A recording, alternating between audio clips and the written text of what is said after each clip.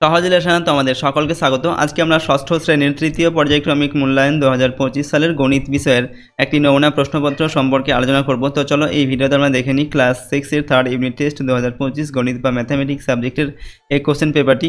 তো ফাইনাল পরীক্ষাতে আমাদের 70 নম্বরের পরীক্ষা নেওয়া হবে, লিখিত পরীক্ষা, এবং সময় থাকবে 2 ঘন্টা 30 মিনিট। দেখো এই কোশ্চেন পেপারের প্রথমে রয়েছে নিচের প্রশ্নগুলির নির্দেশ মতো উত্তর দাও। 1 × 6 = 6। 1-এর 1 নম্বর থেকে সঠিক উত্তরটি নির্বাচন করতে হবে। এখানে দেখা যাচ্ছে 0.23 অংশ, 0.23 অংশ সমান সমান কত শতাংশ। এখানে 4টি অপশন রয়েছে, আমাদের সঠিক উত্তর অপশন টিটা হবে 23% হবে, ঠিক আছে, 23%। 10 কিগ্রা ও 15 কিগ্রা এর অনুপাত কত? তো 10 কিগ্রা আর 15 কিগ্রা এর অনুপাত হবে কত? 2:3, ঠিক আছে। এরপর হচ্ছে সামান্য ভগ্নাংশে প্রকাশ করো। 33.1% দেওয়া আছে, এটাকে সামান্য ভগ্নাংশে প্রকাশ করতে হবে, এটা 1/3 হবে। ওকে, নেক্সট দেখো 4 নম্বর দেখে গুণ করে লিখতে হবে, এটাকে গুণ করতে হবে। তো গুণ করলে কত হবে? 0.004 হবে, ঠিক আছে। 301 মিলিমিটার সমান কত মিটার? 301 মিলিমিটার সমান হচ্ছে 301 মিলিমিটার সমান কত মিটার? তো এটা হবে 0.301 মিটার হবে। 6 নম্বর থেকে শূন্যস্থান পূরণ করতে হবে। ত্রিভুজের 3টি কোণ যথাক্রমে 75 ডিগ্রি, 70 ডিগ্রি, 35 ডিগ্রি হলে কোণভেদে ত্রিভুজটি ড্যাশ ত্রিভুজ। তো এটি হচ্ছে ত্রিভুজটি, এটি হচ্ছে একটি কোণভেদে সূক্ষ্মকোণী ত্রিভুজ, ঠিক আছে।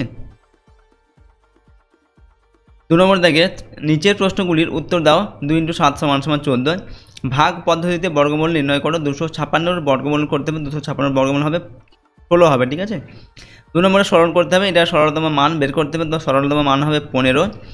3 নম্বর দেখে -12 এর চেয়ে ছোট 4টি ঋণাত্মক পূর্ণ সংখ্যা লেখো। তো -12 এর থেকে ছোট 4টি ঋণাত্মক পূর্ণ সংখ্যা -13, -14, -15, -16, এইগুলো -17, 18, এইগুলো হচ্ছে -12 এর থেকে ছোট ঋণাত্মক সংখ্যা। এরপর 4 নম্বর দেখে 25 ও 30 এর লসাগু নির্ণয় করো। তো 25 আর 30 এর লসাগু হবে 150। -10 টাকা লাভ এর অর্থ কি? -10 টাকা লাভ এর অর্থ হচ্ছে 10 টাকা ক্ষতি। এরপর হচ্ছে +13 এর পরম মান লেখো। তো +13 পরম মান এখানে হবে 13। চাঁদার সাহায্যে 60 ডিগ্রি কোণ অঙ্কন করো। চাঁদার সাহায্যে 60 ডিগ্রি কোণ তোমরা নিজেরা আঁকার চেষ্টা করবে বা আঁকবে। এরপর 3 নম্বর হচ্ছে যে কোনো একটি প্রশ্নের উত্তর লিখতে হবে। প্রশ্নের মান যে কোনো 5টি প্রশ্ন উত্তর লিখতে হবে। 4 5 20 নম্বর দেওয়া আছে। প্রথমে 1 নম্বর দেখে ইয়াসমিনা খাতুন তার মোট জমির 55% জমিতে পাট চাষ করেন। তিনি যদি 11 বিঘা জমিতে পাট চাষ করেন তবে ইয়াসমিনা খাতুনের মোট চাষের জমি কত আছে তা হিসাব করো, ঠিক আছে। এখানে মোট চাষের জমিটা আমাদের যে উত্তরটা আসবে সেটা 20 বিঘা হবে।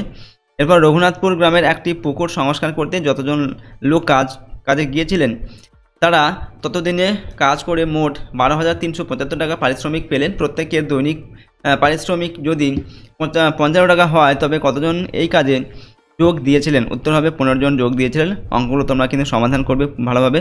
এরপর 3 নম্বর দুটি ধনাত্মক সংখ্যার গুণফল হচ্ছে 147। বড় সংখ্যাটি ছোট সংখ্যার 3 গুণ। সংখ্যা দুটি কী কী? সংখ্যা দুটি হবে 7 আর 21, ঠিক আছে। 4 নম্বর দেখে 3টি আলাদা আলাদা রাস্তার ক্রসিংয়ে 3টি ট্রাফিক সিগন্যালের আলো যথাক্রমে প্রতি 16 সেকেন্ডে, 28 সেকেন্ডে ও 40 সেকেন্ড অন্তর পরিবর্তন হয়। যদি সকাল 8টায় একসঙ্গে আলো পরিবর্তন করে তাহলে হিসাব করো আবার কখন এই 3টি ট্রাফিক সিগন্যালের আলো একসঙ্গে পরিবর্তন করবে। উত্তরটা আসবে আমাদের সকাল 8টা 9 মিনিট 20 সেকেন্ডে। এরপর হচ্ছে আমার পড়ার বই ও গল্পের বইয়ের অনুপাত 4:3। আমার পড়ার বই হচ্ছে 28টি হলে গল্পের বইয়ের সংখ্যা কত এবং মোট বইয়ের সংখ্যা কত? তো গল্পের বই হবে 21টি, মোট বই হবে 49টি। শূন্য ছাড়া কোন ক্ষুদ্রতম পূর্ণ বর্গ সংখ্যা 12, তারপর হচ্ছে 16, 20 এবং 24 দ্বারা বিভাজ্য হবে? উত্তর হবে 3600। এরপর চিনির দাম বেড়ে যাওয়ায় আমরা ঠিক করেছি এখনকার থেকে 4% চিনি ব্যবহার কমাবো। এখন প্রতিদিন আমরা 625 গ্রাম চিনি ব্যবহার করি। কমানোর পর প্রতিদিন চিনি কত গ্রাম কম ব্যবহার করব এবং প্রতিদিন কত গ্রাম চিনি ব্যবহার করব? তো আমাদের হচ্ছে প্রতিদিন 25 গ্রাম চিনি কম ব্যবহার করতে হবে এবং প্রতিদিন চিনি ব্যবহার হবে কত? 600 গ্রাম। পরেরটা হচ্ছে 4 নম্বর থেকে যে কোনো 3টি প্রশ্নের উত্তর লিখতে হবে। 3 তারিখে 9 নম্বর 1 এর সংখ্যা রেখার সাহায্যে যোগ করো। এখানে এই যে এটাকে সংখ্যা রেখার সাহায্যে যোগ করতে হবে, যোগফলটা হবে 4। এরপর এটাকেও যোগফল নির্ণয় করতে হবে, ঠিক আছে। -2, 10, প্লাস 21, এটার যোগফল হবে 9। এটা সরল করতে হবে, এটা সরলতম মান বের করতে হবে, সরলতম মান হবে 2।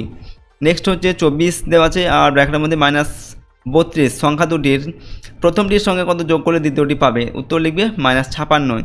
এরপর বিপরীত সংখ্যার সূত্রের সাহায্যে বিয়োগ করতে হবে, এটাকে বিপরীত সংখ্যার সূত্রে প্রয়োগ করে এটাকে বিয়োগ করে দেখাতে হবে, -38 উত্তরটা আসবে।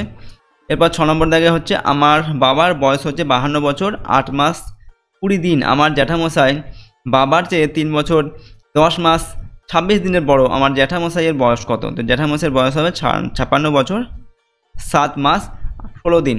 ওকে, পরের প্রশ্ন 5 নম্বর দিকে যে কোনো দুটি প্রশ্ন উত্তর লিখতে হবে 3 দুগুণে 6 নম্বর। প্রথম হচ্ছে নাম্বার 1-এ একটি সমবাহু ত্রিভুজের কটি প্রতিসাম্য অক্ষ আছে তা চিত্র এঁকে দেখাও। চিত্র সহযোগে টিকা লেখো, স্থূলকোণী ত্রিভুজের টিকা সংজ্ঞা লিখতে হবে আর কি, ঠিক আছে। এরপর হচ্ছে 3 নম্বর অসমরেখ বিন্দু ও সমরেখ বিন্দু কাকে বলে চিত্রসহ দেখাও। বৃত্তকলা কাকে বলে, বৃত্তের বৃহত্তম জ্যা কোনটি। 6 নম্বর হচ্ছে যে কোনো দুটি প্রশ্নের উত্তর দাও। 4 × 2 = 6। একটি 3 সেন্টিমিটার দৈর্ঘ্যের ব্যাসার্ধ বিশিষ্ট বৃত্ত অঙ্কন করো, এই বৃত্তে কেন্দ্র ব্যাসার্ধ জ্যা চিহ্নিত করতে হবে। 2 নম্বরে PQ একটি সরল রেখাংশ আঁকো যার দৈর্ঘ্য হচ্ছে 4 সেন্টিমিটার।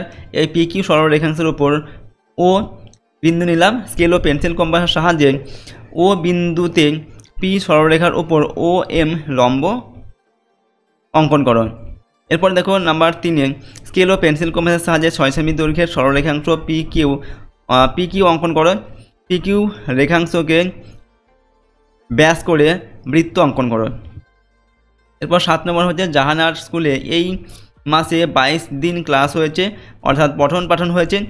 এই 22 দিনের প্রতিদিনের ছাত্রছাত্রীদের উপস্থিতির সংখ্যা সে লিখেছে, সেগুলি হলো এখানে দেখো দেওয়া আছে, এই সংখ্যাগুলো দেওয়া আছে। বলা হচ্ছে উপরের কাঁচা তথ্যগুলি সাজিয়ে ট্যালিমার্ক দিয়ে পরিসংখ্যা বিভাজন তালিকা তৈরি করার প্রশ্নের মান হচ্ছে 3।